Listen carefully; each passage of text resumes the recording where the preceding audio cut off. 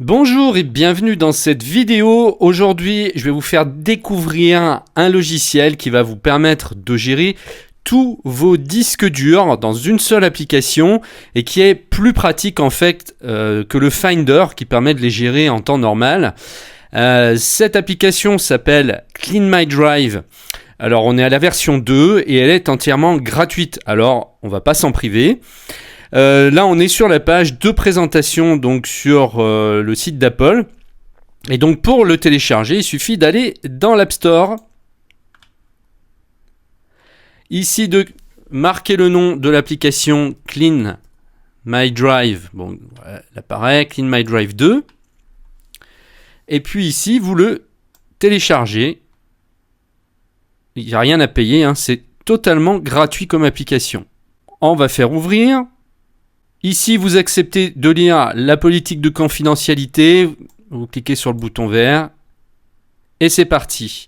Donc là, on vous explique comment l'application fonctionne avec les fonctions principales. Découvrez la solution idéale pour gérer tous vos disques durs. Très simple d'utilisation, Clean My Drive 2 est accessible directement dans la barre des menus. Vous voyez, en haut, elle est apparue. Hein, ça y est, elle est là. Donc on va y aller dessus après. Alors, vous cliquez sur le bouton Nouveautés. Et là, on vous fait voir un petit résumé du fonctionnement. Donc, vous laissez simplement défiler. Donc, cette application va vous permettre vraiment de gérer au mieux vos disques en un seul clic à partir du menu en haut. Et puis de pouvoir les éjecter, les nettoyer. Vous allez voir, c'est très, très intéressant. Bon, là, on vous demande si vous voulez lancer Clean My Drive au démarrage ou non. Donc là, à vous de voir. Si oui, vous cochez. Sinon, vous laissez comme ça et vous faites suivant. Là, on vous demande votre adresse email pour être informé des nouveautés de MacPo, donc le concepteur du logiciel. Vous n'êtes pas obligé. Donc dans ce cas, vous faites ignorer. À partir de maintenant, voilà, ça y est. Donc je peux fermer ma fenêtre de l'App Store.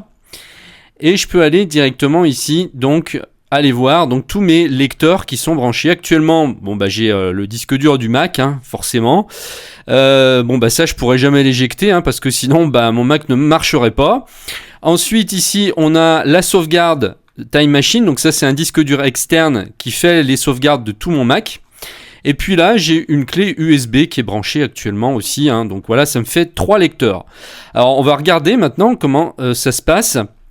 Donc ici, à chaque fois, alors la première fois en fait que vous allez l'utiliser, pour chaque lecteur, il va vous demander l'autorisation d'accès à ce lecteur pour pouvoir ensuite faire des manipulations dessus. Donc pour chaque lecteur, vous allez cliquer sur le bouton autoriser l'accès. Donc là, par exemple, pour ma clé USB.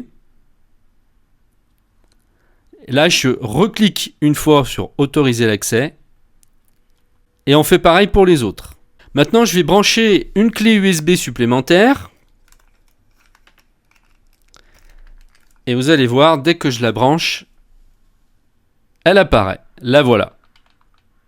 Alors l'intérêt, c'est qu'il va vraiment gérer non seulement vos disques physiques externes, tous vos lecteurs, que ce soit clé USB ou disque dur externe, mais il va aussi gérer vos disques images. Vous savez, les disques images, c'est ces fameux fichiers .dmg qui vous permettent d'installer des logiciels sur Mac en dehors de l'App Store. Par exemple, ici, il y a un logiciel Xmine qui existe, qui est un logiciel de gestion de carte mentale.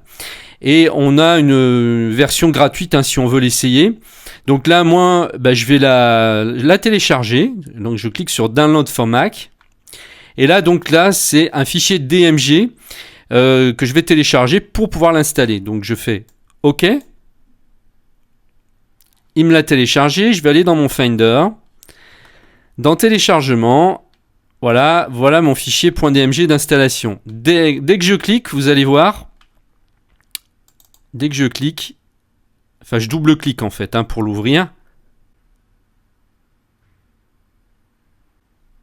Voilà. À partir de maintenant, si vous regardez dans les emplacements là dans le Finder, vous avez tous les lecteurs, pareil, et vous avez le Xmind Zen qui apparaît, donc qui est un disque virtuel, qui n'est pas physique, mais qui permet en fait d'installer le logiciel. Et ça, on en a besoin uniquement au moment où on installe le logiciel. Après, on peut l'éjecter, on n'en a plus besoin, et même l'effacer. Si je vais donc dans Clean My Drive, voilà, Magic, il est apparu aussi. Donc on peut tout gérer, à la fois les disques physiques et virtuels. Ici, l'intérêt, c'est que j'ai tout réuni et que je vais pouvoir les gérer très facilement. Par exemple, si j'ai plus besoin du fichier d'installation Xmind, je vais l'éjecter tout de suite en cliquant ici, c'est instantané. L'autre intérêt, c'est que il va nettoyer en fait vos disques durs. Il va enlever tous les fichiers cache et toutes les indexations Spotlight qui prennent de la place. C'est des fichiers cachés dont vous n'avez pas forcément besoin. Et surtout, en fait, ça c'est intéressant quand vous passez le lecteur, par exemple, du Mac jusqu'à un PC. Parce que sur PC, tous les fichiers cachés du Mac s'affichent. Et donc ça c'est un petit peu énervant, et à ce moment-là, eh bien vous allez utiliser ce bouton nettoyer pour qu'il vous les vire avant de brancher par exemple votre clé USB ensuite sur votre PC. Alors soit vous pouvez faire le nettoyage manuellement, en l'occurrence ici il n'y a qu'un lecteur qui a besoin d'être nettoyé, c'est ma clé USB qui est ici, donc soit je clique sur le bouton nettoyer et il me la nettoie tout de suite, soit de toute façon, quand je vais l'éjecter, il va faire le nettoyage automatiquement, donc j'ai pas forcément besoin de cliquer sur le bouton nettoyer. Du moment que je l'éjecte, il va aussi nettoyer. Par contre, je peux désactiver le nettoyage automatique. Si je clique ici dans les paramètres du disque, voilà, je vais avoir des options ici, et je peux désactiver le nettoyage automatique. Donc supprimer automatiquement les fichiers inutiles à chaque éjection, je peux le désactiver si je ne veux pas le faire. Voilà. Mais par défaut, c'est paramétré comme ça. Alors, on peut, si on le souhaite, éjecter donc tout en même temps, tous les lecteurs en même temps, en cliquant sur ce bouton en haut. Donc là, si j'appuie ici, ça va tout me faire sauter, à part le disque du Mac, bien sûr, mais tous les autres lecteurs vont être éjectés si je clique ici.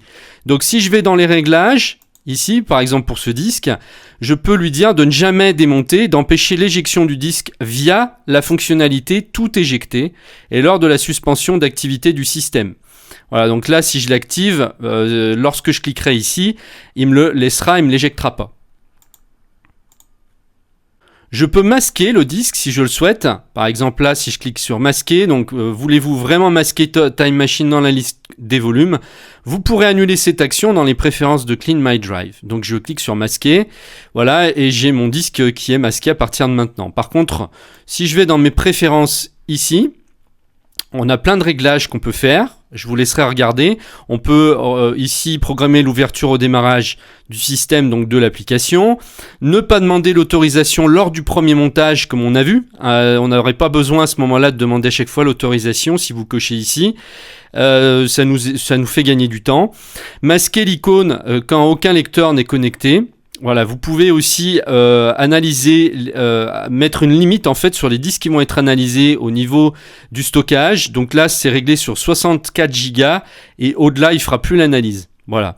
Donc après, on a ici le bouton éjection, donc éjecter lors de la suspension d'activité. Les disques connectés sont éjectés automatiquement lors de la suspension d'activité de votre Mac. Donc là, c'est pas activé, hein, mais vous pouvez le faire. Et éjecter tous les volumes d'un disque. Ça, c'est quand un disque est partitionné. Eh bien, tous les volumes d'un disque seront éjectés automatiquement lorsque vous éjecterez l'un d'entre eux. Ensuite, ici, on retrouve donc nos disques masqués. Et à tout moment, je peux le réafficher, le faire réapparaître dans ma liste ici. Je peux également, en cliquant ici, modifier les icônes de mes disques et les personnaliser. Alors par contre, ça, c'est payant. Alors on va regarder, hein, voir les icônes, c'est pas très cher. Ça coûte 1,09€, donc voilà, même pas le prix d'un café, hein, c'est rien du tout.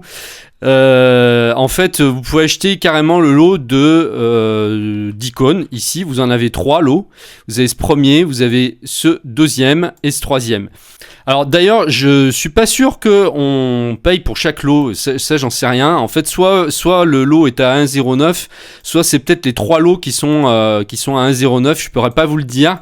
Bon, si ça vous intéresse, essayez. De toute façon, pour 1,09€, on court pas de grands risques, mais c'est vrai que ça peut être sympa de personnaliser après ces icônes, hein.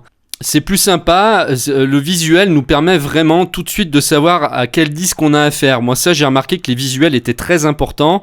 Le cerveau, je sais pas pourquoi, va beaucoup plus vite, hein. On dit que une image vaut 10 000 mots, mais c'est vrai, et d'ailleurs le code de la route c'est ça, c'est des symboles.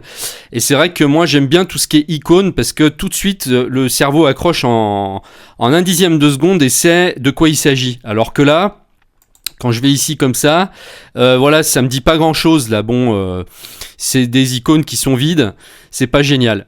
Mais bon, après, ça c'est une petite option qui est pas forcément très, voilà, c'est pas vital non plus, hein. Vous pouvez très bien en rester à la version gratuite et puis l'utiliser comme ça autant que vous voulez. Donc là, justement, je vais faire le test. Je vais enlever tous les lecteurs. En même temps, je vais tous les faire sauter, à part la sauvegarde de Time Machine que je vais garder. Donc là, je vais mettre ne jamais démonter. Et puis là, je vais cliquer sur tout éjecter. Et logiquement, il y aura donc les deux clés qui vont être éjectées en même temps. Allons-y. Voilà, impeccable. Et vous voyez en plus que c'est extrêmement rapide. En fait, c'est plus facile et plus rapide que de passer par le Finder, puisque il y a moins d'options dans le Finder. Là, vous voyez que c'est présenté pareil, il y a la petite flèche d'éjection ici, mais c'est moins facile d'y accéder, c'est moins rapide, c'est plus lent en fait à chaque fois, quoi. Et puis on n'a pas toutes les options en fait qu'on nous propose dans ce petit Clean My Drive 2.